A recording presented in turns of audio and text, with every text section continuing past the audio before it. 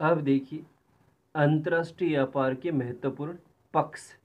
देखिए पक्ष का मतलब ये कि अंतर्राष्ट्रीय व्यापार में किन किन बातों को ध्यान में रखा जाता है, कौन कौन से महत्वपूर्ण तथ्य हैं, पक्ष हैं जिन पर अंतर्राष्ट्रीय व्यापार क्या करता है, निर्भर करता है, या व्यापार की दशा या दिशा क्या करती है, निर्भर करती है। तो इसमें बड़ा प्रश्न तो नहीं आएगा कि अंतर्राष्ट्रीय व्यापार के महत्वपूर्ण पक्षों को स्पष्ट कीजिए, लेकिन यहाँ पर अपन 4 5 इसमें महत्वपूर्ण बिंदु पढ़ेंगे, उनमें प्रश्न आ सकता है।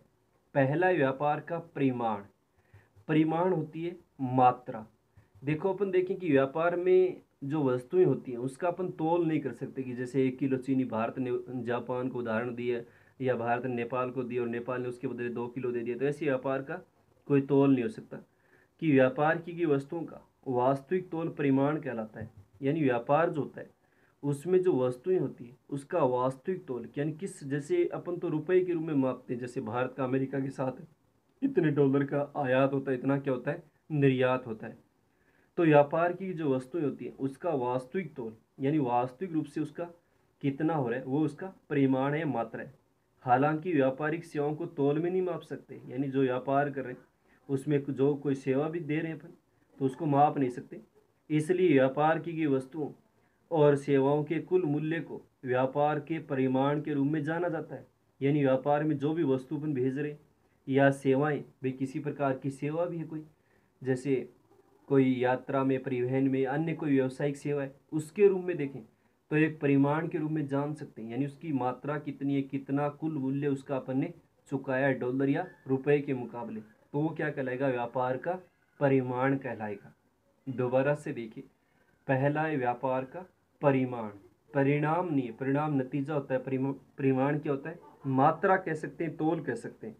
कि व्यापार की जो भी वस्तुएं होती हैं उसका वास्तविक तोल, यानी वास्तविक रूप से देखें तो उसका तोल कितना है, मात्रा कितनी है, वही व्यापार का परिमाण है। हालांकि देखें तो व्यापारिक वस्तुओं को अपन तोल नहीं सकते, माप नहीं सकते, इसलिए व्यापार की जो भी वस्तुएं हैं या जो भी सेवाएं हैं उसको कुल मूल्य को, यानी उसका कुल मूल्य कितना, कितने अपनी वस्तुएं भेज रहे हैं, कितनी आयात कर रहे हैं, निर्यात कर रहे हैं, चाहे डॉलर या रुपए के मुकाबले जो भी है, या जो भी सेवाएं हैं, उसका जो कुल मूल्य है उसको ही व्यापार के परिमाण, यानी व्यापार के रूप में देखें तो उसकी जो मात्रा है उसके रूप में क्या करते हैं, जाना जाता है। तो वो क्या कहलाता है, व्यापार का परिमाण कहलाता है। दूसरा देखिए, व्यापार का संयोजन।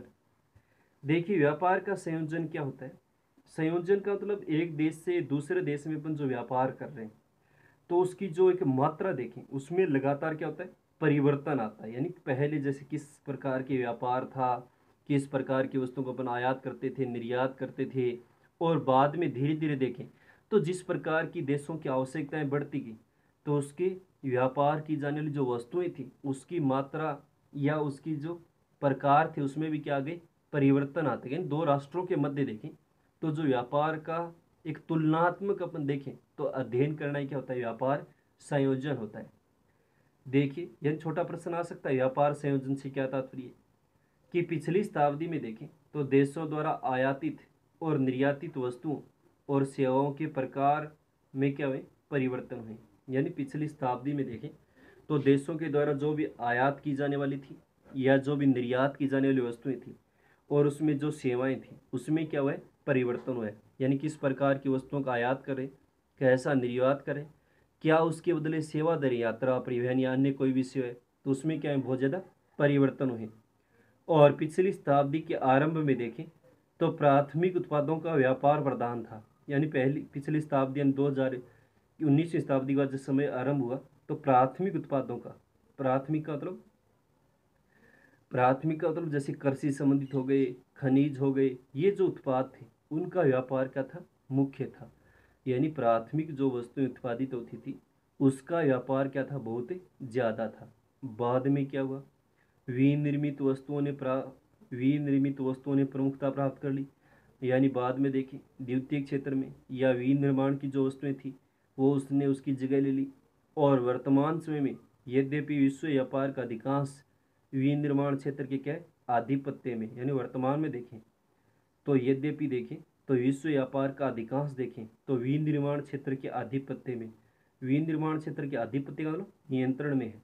और सेवा क्षेत्र जिसमें यात्रा, परिवहन और अन्य व्यावसायिक सेवाएं भी शामिल हैं। यानी अभी जो सेवा क्षेत्र है उसमें भी यात्रा से संबंधित है, कोई परिवहन से संबंधित है, या अन्य व्यावसायिक जैसे बैंकिंग, बीमा या पर्यटन संबंधित है, वो सेवाएं भी क्या होती है इसमें सम्मिलित होती हैं। तो व्यापार का जो तुलनात्मक है एक राष्ट्र से दूसरे राष्ट्र में, उसमें लगातार क्या आ रहा है, बदलाव आ रहा है, और वही क्या कहलाता है, व्यापार संयोजन कहलाता है। दोबारा देखिए, व्यापार संयोजन से क्या तात्पर्य है कि पिछली शताब्दी में देखें तो देशों के द्वारा आयातित, यानी जो आयात किया जाता था, अथवा निर्यातित या निर्यात किया जाता था, उन वस्तुओं और जो सेवाएं थी उसके प्रकार में क्या हुए, परिवर्तन हुए। यानी कौन सी वस्तुएं आयात की जा रही, किस प्रकार की सेवाएं उसके बदले में क्या हो रही हैं, दी जा रही हैं। और पिछली शताब्दी के आरंभ में देखें तो प्राथमिक उत्पादों का व्यापार प्रधान था। यानी पिछली शताब्दी जब आरंभ हुई 2000 ईस्वी शताब्दी, तो प्राथमिक उत्पाद या कृषि संबंधित जो उत्पाद थे या प्राथमिक उत्पाद थे वो क्या थे, प्रधान थे, उनका आयात निर्यात करते थे। बाद में विनिर्मित वस्तुओं ने, यानी विनिर्माण की जो वस्तुएं थी उसने क्या कर ली, उसमें प्रमुखता प्राप्त कर ली। और वर्तमान समय में देखें तो यद्यपि विश्व व्यापार का अधिकांश, यानी वर्तमान समय में देखें जो विश्व में व्यापार होता है उसका अधिकांश विनिर्माण क्षेत्र के आधिपत्य में, यानी वर्तमान में देखें तो अधिकांश किसके क्षेत्र में, विनिर्माण के क्षेत्र में, यानी द्वितीय क्षेत्र में उसका नियंत्रण है पूरा। और सेवा क्षेत्र भी है जिसमें यात्रा, परिवहन और अन्य जो व्यावसायिक सेवाएं हैं जैसे बैंकिंग, पर्यटन, जो सेवा क्षेत्र में आती हैं किसी प्रकार की, तो वो सेवाएं भी क्या होती है इसमें शामिल होती हैं। यानी कहने का मतलब ये व्यापार संयोजन से कि एक देश से दूसरे देशों में जो आयात और निर्यात की जा रही वस्तुएं, उसका तुलनात्मक रूप से अध्ययन करना, उसमें किस प्रकार से लगातार क्या रहा है, परिवर्तन या बदलाव आ रहा है, वही क्या होता है, व्यापार संयोजन कहलाता है। दो या दो से अधिक राष्ट्रों के मध्य जो होता है। तीसरा पक्ष देखिए, व्यापार की दिशा, अंतर्राष्ट्रीय व्यापार के पक्ष में ऐतिहासिक रूप से देखें तो ज्ञात है कि वर्तमान भारत जैसे विकासशील देशों से मूल्यपूर्वक वस्तुएं तथा शिल्प कला जो यूरोपीय देशों में क्या होती थी, निर्यात की जाती थी। यानी इतिहास में देखें तो प्राचीन काल में जैसे भारत जैसा अपना विकासशील देश था, तो यहाँ से जो मूल्यवान वस्तुएं थी या जो शिल्प कला के क्षेत्र में जो कला वस्तुएं थी वो यूरोपीय देशों में क्या करते थे, निर्यात करते थे। और 19वीं शताब्दी के दौरान देखें तो व्यापार की दिशा में क्या हुआ, प्रत्यावर्तन हुआ। यानी 19वीं शताब्दी प्रारंभ होते होते जो व्यापार की दिशा थी उसमें भी क्या हुआ, बदलाव हुआ, प्रत्यावर्तन, परिवर्तन हुआ।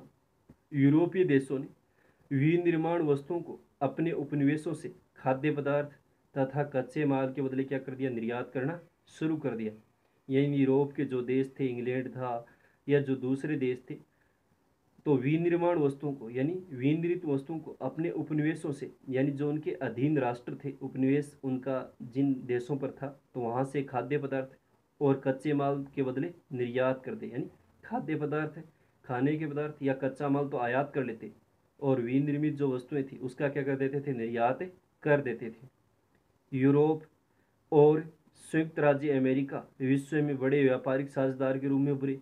यानी यूरोप देखें या संयुक्त राज्य अमेरिका देखें, विकसित देश है संयुक्त राज्य अमेरिका, यूरोप के जो विदेश देखें तो उनमें व्यापारिक साझेदार था, वो बहुत बड़े रूप में उभरे और विनिर्माण वस्तुओं के व्यापार में क्या बने, अग्रणी बने। यानी जो भी विनिर्माण की वस्तुएं थी उनका व्यापार आगे बढ़ाने के लिए आगे आ गई। और उस समय जापान भी तीसरा महत्वपूर्ण व्यापारिक देश था। यानी जापान भी उस समय उभरता हुआ एक तीसरा बहुत ज़्यादा व्यापार करता था, आयात तो निर्यात करता था।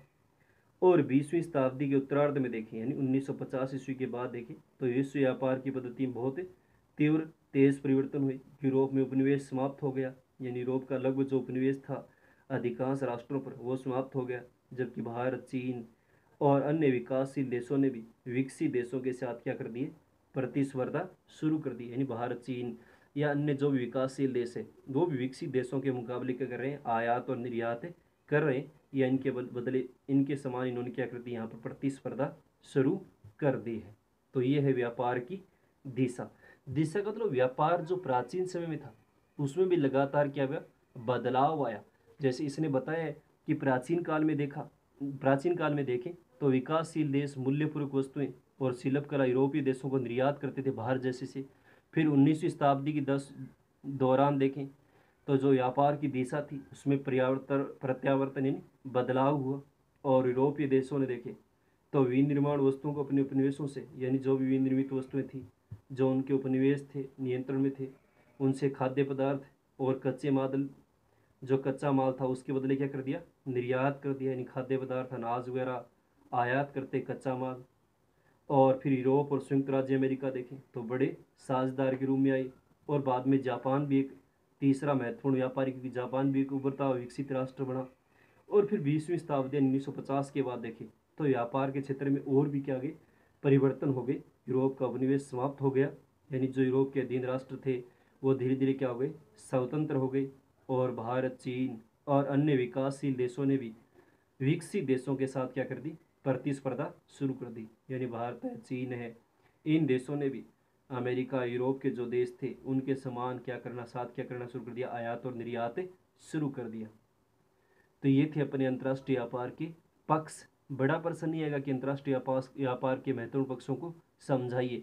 छोटा प्रश्न आ सकता है, जैसे व्यापार का परिमाण से क्या तात्पर्य, या फिर व्यापार संयोजन से क्या तात्पर्य, या व्यापार की दिशा क्या है, यानी किस प्रकार व्यापार की जाने वाली जो वस्तुएं थी उसमें क्या बदलाव आया है।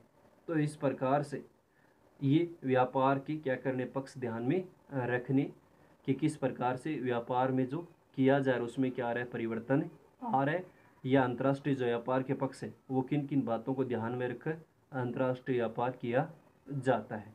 तो ये ध्यान में रखने, व्यापार का परिमाण क्या है, व्यापार संयोजन से क्या तात्पर्य, या व्यापार की दिशा से क्या तात्पर्य है। उसके बाद और पढ़ेंगे अपन अंतर्राष्ट्रीय व्यापार के पक्ष। तो ये याद करने।